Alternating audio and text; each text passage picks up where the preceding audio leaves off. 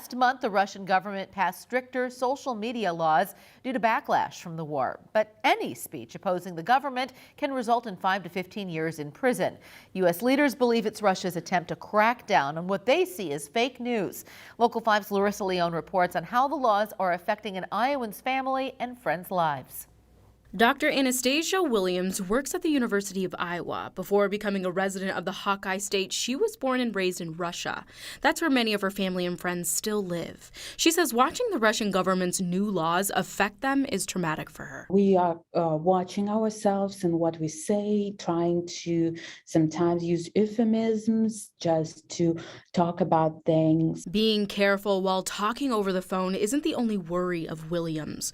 Her close friend is currently facing prosecution in Russia for trying to spread anti-war sentiments. She went to a local store and she replaced the price tags with little stickers containing information about the war. She's now facing up to 5 to 10 years in prison. Williams' mother supported her friend during her court hearings.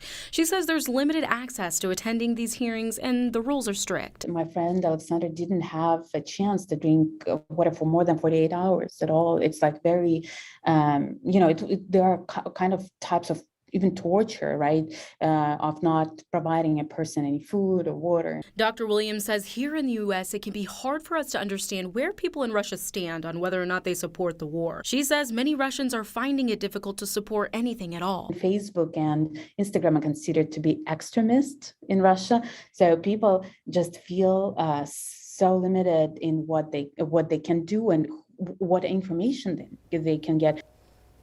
And Larissa is joining us now. What happens if Russians want to leave the country at this time? Now, how does that work? Well, Stephanie, Russian residents are still allowed to travel internationally, but Anastasia says Russia will deactivate the travelers' Visa cards and credit cards, denying them access to their funds. She shared how it's frowned upon to travel to Western countries, and although there aren't any legal repercussions, families who have members living in the U.S. are looked down on.